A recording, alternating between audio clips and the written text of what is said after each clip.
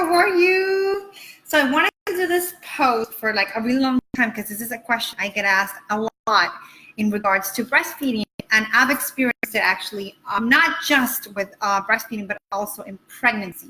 So I wanted to explain a little bit because a lot of women say to me, oh my God, I've just started to breastfeed my newborn and I'm like totally breaking out in like acne all over my face, my neck, my back. A lot of people ask me that, and it's very, very common for moms to experience this. And just to give you a little bit of background in regards to how acne forms, it really doesn't have, I used to believe this for a long time because I have very oily skin. So I've suffered with acne probably since I was like after actually in my older teenage years.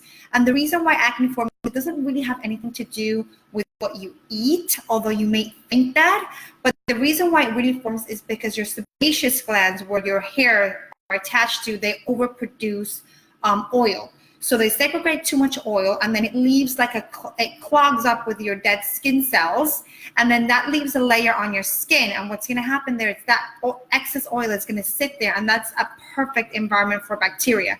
So bacteria starts to form there, and that's what's going to create your pimples and your acne and that horrible stuff, basically. So a lot of the things that cause your sebaceous glands to make extra oil is going to be things like hormonal imbalances, okay, or when your hormones are out of whack.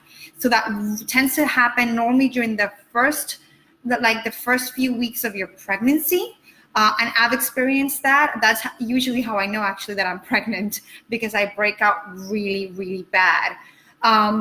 So that's one thing that happens. Also, something else that happens is if you're dehydrated, okay? So if you're not drinking enough water while you're breastfeeding, remember you have to drink a lot of water, okay? It takes a lot for your body to make breast milk. So what happens is, again, your sebaceous glands actually, they go in like panic mode. So they start to extra produce oil for that skin that is also getting dehydrated, okay? And also bad, like really, really bad nutrition. Like if you're not giving your body the nutrients that it needs, again, that has to do with keeping your skin hydrated.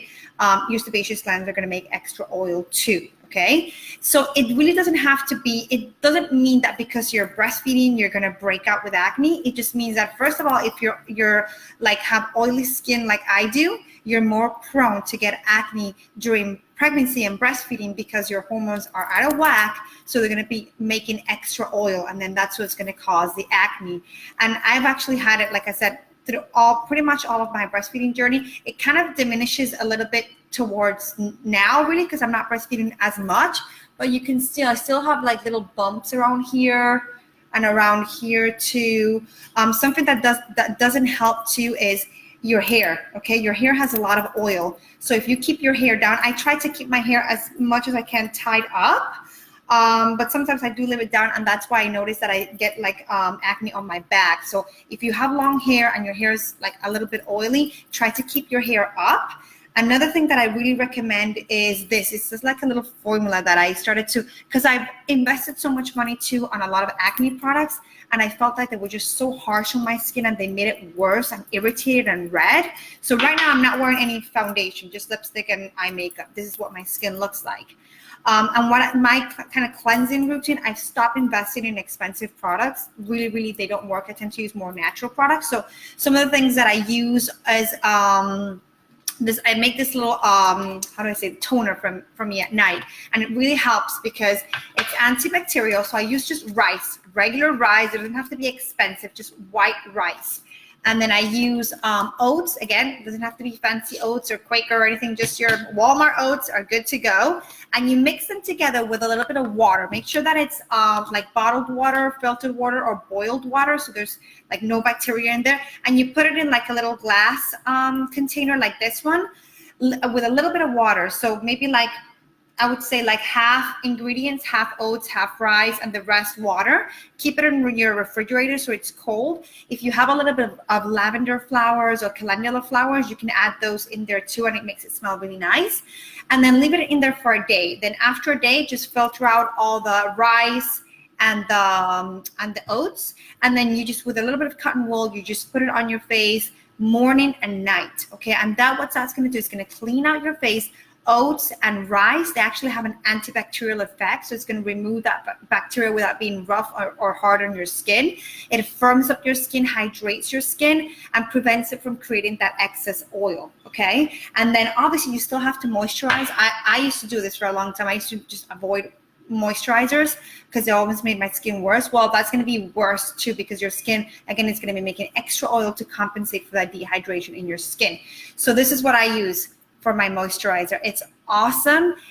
This helps with like wrinkles, firmness, acne, everything. It's an amazing moisturizer. It absorbs very quickly into your skin. So just use a little bit of this. I use this for everything, for my kids, for everything.